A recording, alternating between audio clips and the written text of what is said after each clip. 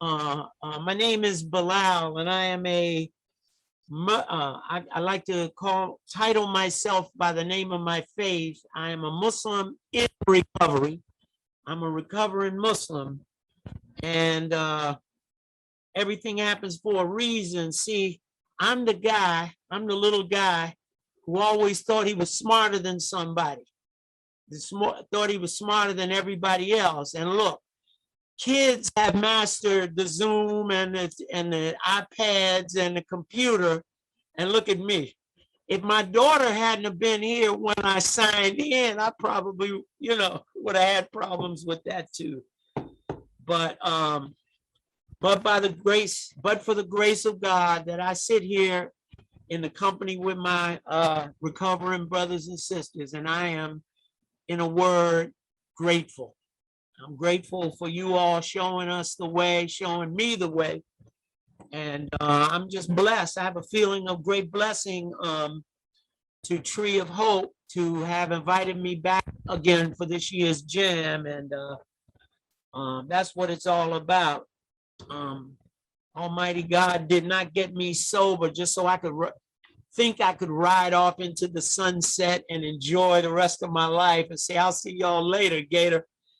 But anyway, I'll start by sharing where my real introduction to recovery and sobriety started. You might have a hint when I use that word sobriety, sober. There's a little place, used to be a little place, 928 5th Street, Northwest, Washington, D.C. Up the steps, take a left. Somebody would greet you and say, I was greasy as a pork chop when I got there. So they told me to sit down, shut up, get a cup of coffee, sit down, shut up. You don't know anything. We'll call on you when we want to learn how to get high some more.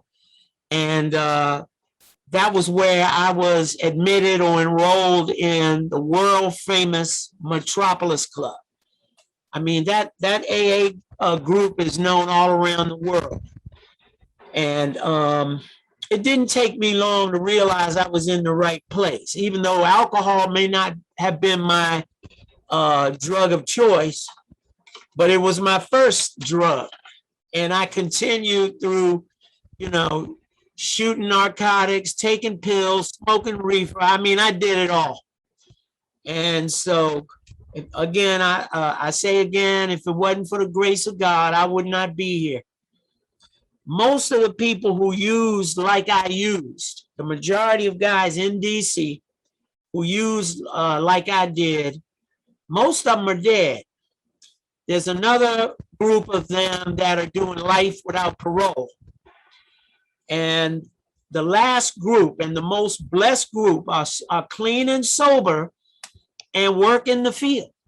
I'm a CAC level 2, and I'm not bragging on myself, but I am bragging. I'm bragging on NAAA, the 12 steps, and because they're spiritual programs. 12 steps are a group of principles, spiritual in nature, which you practice as a way of life, can expel the obsession to drink and drug, and can enable the sufferer, me, to become happily and usefully whole. And so the name of my spiritual path is called Al-Islam. I'm a Muslim. Muslim just means one who, strives and seeks to submit his or her will to the will of God as much as possible. None of us are perfect. But anyway, just to tell a little bit, they used to tell us to say what we were like, what happened, what we're like now. I was raised in a neighborhood that's very well known in DC called Detroit Park. It's kind of downtown. And it was a very nice neighborhood. It coming up in the 60s, it was a solid African-American working class neighborhood. Some people you had, and that's basically was during a kind of a soft segregation. And so there were African Americans, professionals there, teachers. There was a doctor or two, a few lawyers. There were also 2 blocks from me, a housing project. But even then, all the folks, in the projects, they had jobs and went to work every day. So it was a nice neighborhood. But I guess this was post World War II, the boom and the boom of World War II. Everybody was partying. Out of all the hundreds of people I may have known in my area, I think there might have been 1 or 2 that did not drink alcohol. And we thought something was wrong with them. They were usually in church 3 or 4 or 5 times a week, practicing their faith. And we made fun of them. I don't anymore because I'm like that. Before the pandemic, I go to the mosque every day because I live very closely, and the prayers are just fuller. And the short prayers we make 5 times a day, we get more. You'll see the brothers going in and out of the mosque 5 times a day wherever you live. But anyway, so just to keep it short, I was a knucklehead. I know Bunny is a little guy like me. I'm about with my heels on, and I would always wear little higher heel shoes. I think I top out at about 5'7" and some change. I put on my applications 5'8", depending on the boots, the shoes I'm wearing. Anyway, all that to say is I got a little man complex. So you can imagine, y'all have heard that before. I guess we probably have Napoleon Bonaparte to blame for that. But anyway, just didn't like who I was. Always wanted to be somebody else, do something else. I told a lot of lies. I was, what's the term they use now? It's pop. I was a hot mess all through my childhood. I would do stuff, people pleasing, to make you like me.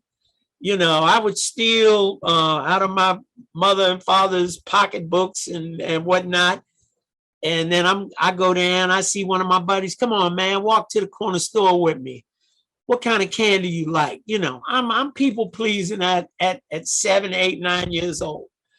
And just a weird childhood. Enough was never enough for a kid like me who enough was never enough for. So anyways, I think talking about the alcohol use in that time, I know my dad, he drank a little more than the average weekend warrior drinkers. But still, they had those government jobs and post office. Mom was a DC teacher. I never had to worry about anything. I had probably more than most in a lot of cases. But I was just a knucklehead. And then, getting toward the age of adolescence, 12 and 13, parents want you to hang out with the smart kids with good manners. Now, I wanted to hang with the tough guys, the hoodlums, and like that, and do what they did. And, it was pretty much alcohol had been around the house. And I think by 10 or 11, well, actually back in those days, alcohol, grandma would give the boy got a fever, give him some brown whiskey, some honey, and lemon. And that was a cure. We came up with alcohol. Parents would have parties. They would leave half a can of beer. And I'm going to show you the kind of early hustling I started. I would walk by and say, Mommy, you want me to clean up, dump the ashtrays, and let me get them empty beer cans too. I see Bunny's going, yep, that's drug power, man. And I had more beer than I needed. You know how we do it, man. Come on, man. We more alike than different. I know I ain't by myself, but anyway. So the thing about drugs and alcohol and the behavior and the lifestyle, it it progresses. It's a progressive disorder that we suffer with. I don't call it a disease like a medical disease. We found out that alcoholism got the terminology of disease by the doctors back in the late 50s, early 60s. They wanted to get third-party payment for treating alcoholics in the hospital. But now I think people are misusing that. Oh, he has a disease. Johnny has a disease.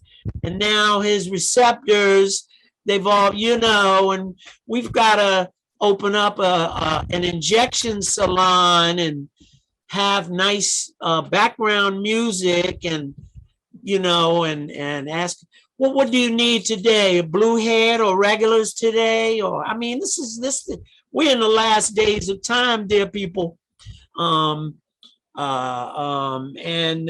People are making excuses for people. I'm glad old time AA, if I hadn't had that, man, them old timers would sit in there. There was only one smiling, and that's the truth, the God's honest truth. Bunny and Latanya know it was only Happy Harold with a smile on his face. May Almighty God rest his soul.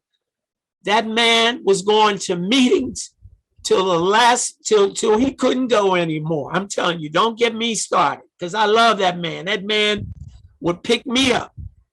He would stop at every fire barrel on his way to the 8:30 meeting.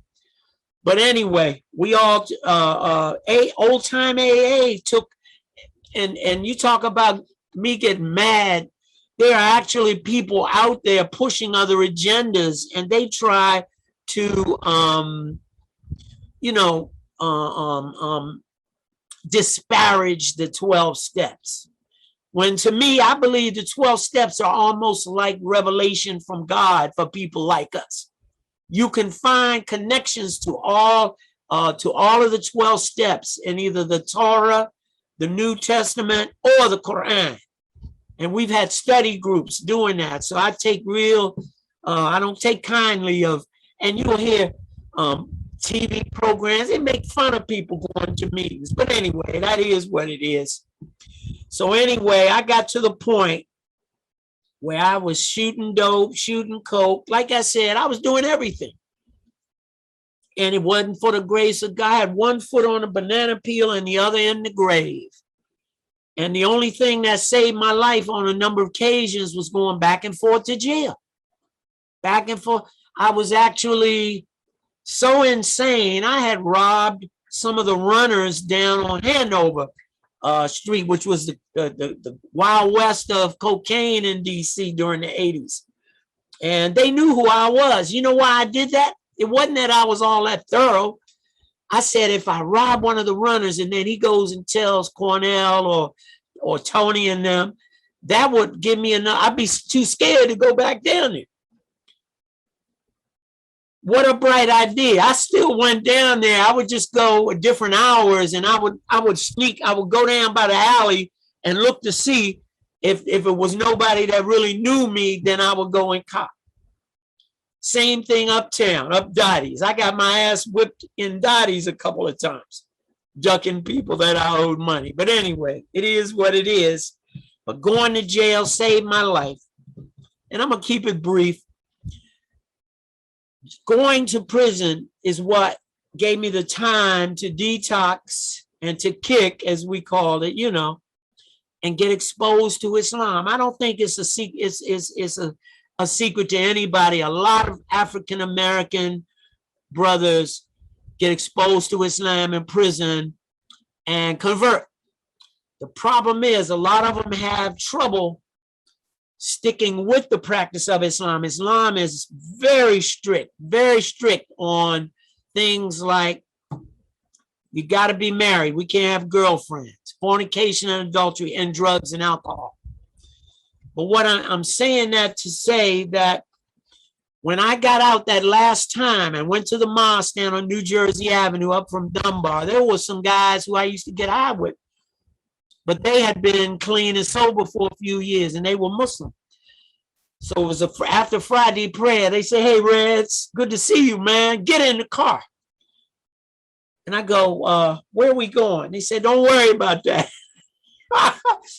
And from the mosque down to the Metropolis Club wasn't but about 6 or 7 blocks. And that's where they took me to the meeting, and they began to sponsor me. And my life just progressively got better slowly. And the thing that kept me going to meetings was, since I had converted to Islam, I had really prayed to God. I said, God, please help me. Let this be the first really sincere thing that I have ever done in my life, is live up to the practice of Islam. It's simple, really, just 5 daily prayers, fasting during the month of Ramadan. You know what people of faith do. They practice their faith. But I began, my fear of God began to develop by going to meetings, because my sobriety, my staying clean depended on me going to meetings. And I knew that. By 6 months, I knew my attending meetings meant life or death for me. And like some of the old timers used to say, all the cliches down at the Metropolis Club. I mean, all the AA and NA, and I went to NA meetings too. And I tried to always get up under the old timers, Al Wood, Eddie D. I mean, there was just these guys were like gurus of sobriety, and they always had people hung on every word that they said.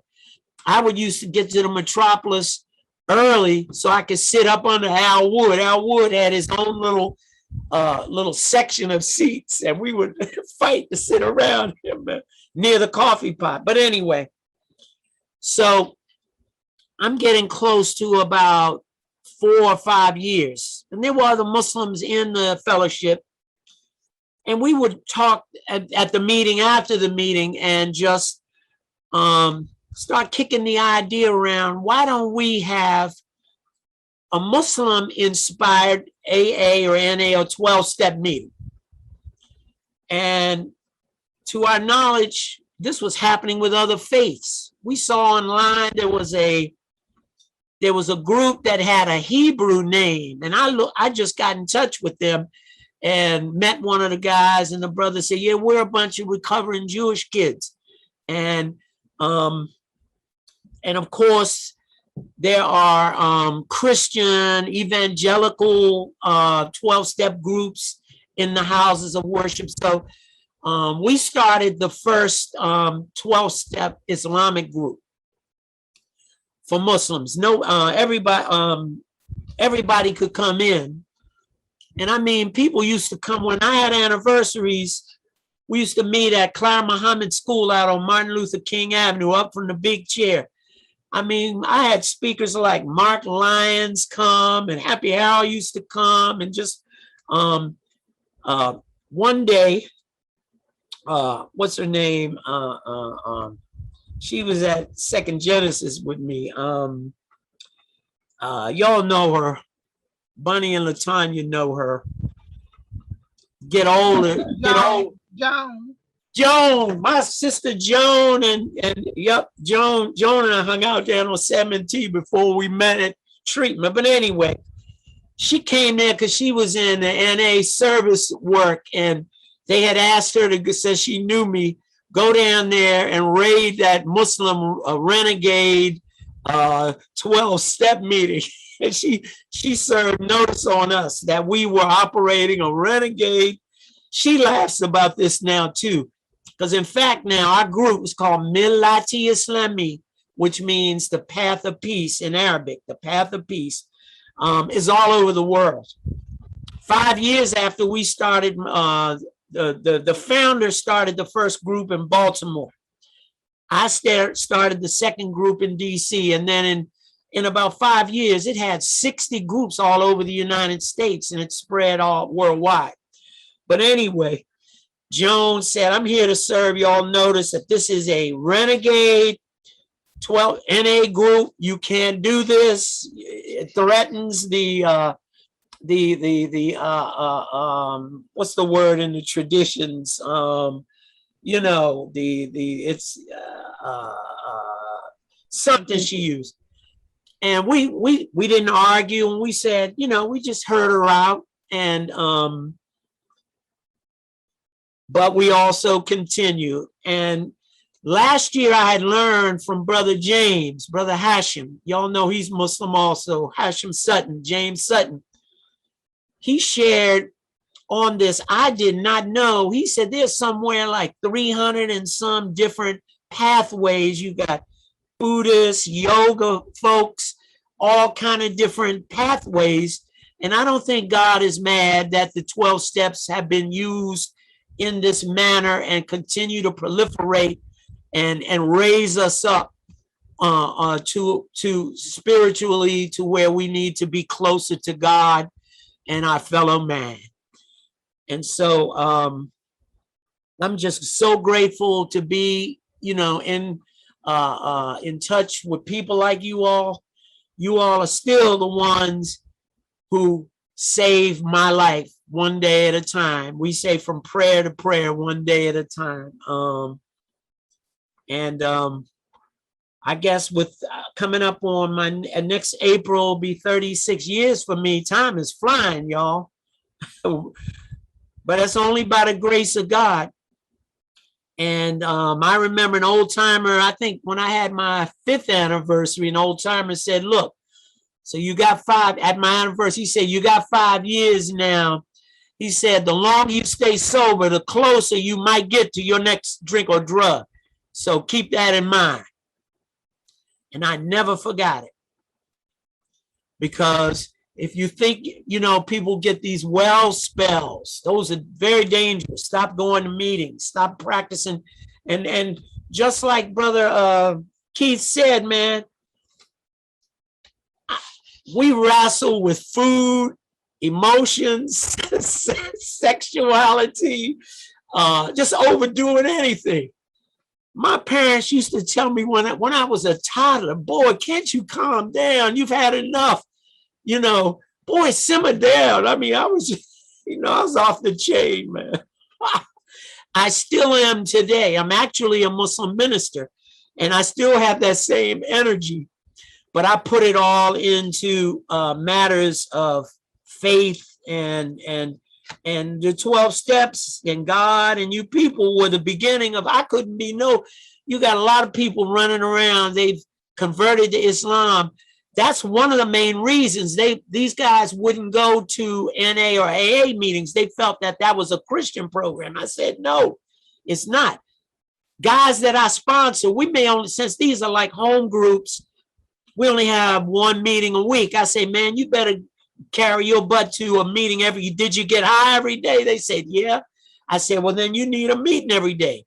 They told me, there were people who knew me. They said, Reds, look, we just tell people, go to meetings, pray, try to help somebody. They told me at first, help the dummy. And I said, okay, shh, be quiet. We don't want him to hear him call him a dummy. Point him out to me, and I'll go over to him and start helping him. And then the guys that told me that, they started laughing at me. They said, you're the dummy. They said, for right now, till you get some time, follow the first 3 suggestions. Don't pick up, go to meetings and try to help somebody. And so it's a journey. It's a beautiful journey, man. I truly never believed that I could live as well as I'm living all the way around. And I heard somebody share once, he said, man, if my life got any better, I might bust, man. I don't know how I could stand it, man. And that's kind of how I feel, you know. And it's mostly has to do with being clean and having people in my life like this beautiful sister, Miss Nordstrom, who just picture came alive. How you doing, my sister? God bless you. And so we will just keep coming back. It works if we work it. If it will if we chill, but it don't if we won't. So thank you for letting me share that and having me again. I don't know, since if you want to do any Q&A, that's fine. Brother Keith is back. I really identify with that story. So wonder you didn't run into me down on Handover, Keith. Yeah. Quick question. Sure. No, quick comment, really. Yeah, thanks for your message, man. That was powerful. You know what? Since you mentioned that, Mark Lyons was my sponsor, one of my sponsors. He passed some time ago. I know. I grew up with Kathy Lyons, his wife. Oh, wow, yeah. And I used to see him on a regular because when I was a train operator, I was working the red line. He used to get off right there at Brooklyn and Catholic University and go to the VA. He did a lot of work, volunteer. I went to the VA meetings up there with Gerard and them. I mean, wherever there was strong meetings, you would find me there. Trust Clinic, you name it. Yeah, yeah. And back then in the 80s and moving on ahead, man, sobriety and the fellowship and the program was just it was so hardcore. I mean, nobody played with this thing, man. Yeah, yeah. And he would go in the other fellowship. He would go to an NA meeting. He would say I'm an alcoholic and nobody would. I mean, they wouldn't shut him down or try to shut him down or none of that. They would listen to what he got to say, you know. All the 12 steps, the concepts and the traditions are all the same except for one word. Yep. Yeah. So. And we have one word difference in ours, where 12 steps pretty much say God. We just say Allah. Okay, same thing, one word. So the Muslims who wouldn't go to the other meetings would feel inclusive, you know. But I used to say that back in those days, and I've learned to live, breathe, eat, and sleep. Sobriety, that comes first. Yeah. Yes. Yeah. And Bunny asked me early on why do I prefer CA? It's like it's like for me it's I thought about it. It's like, okay, people are Catholics, people are Protestants, people are Baptists, people are Islam. It's like what do you prefer is with your choice? We have choices, so that's the choice that I choose. St. Luke's used to have the Catholic priests over there at the meetings, man. Yeah. So where can we find Milati Islami meetings? We've been on Zoom still since the pandemic. I can send you the link, but we're really getting close to being allowed to open up. The mosque where I used to chair one Milati Islami meeting a week is the Avondale Islamic Center at the corner of Michigan Avenue and Eastern Avenue. And so if this surge with this Delta, man, the devil's busy, isn't he? Yeah. Lord have mercy. If this surge doesn't get bad and they don't impose the stricter 6 feet distance and we still wearing masks in the churches and mosques and synagogues. We're hoping that things level off and we can start meeting virtually, because I need people who need people are the luckiest people in the world. Who used to say that? Somebody would always say that when they shared, one of the giants. It'll come back to me. Puerto Rico.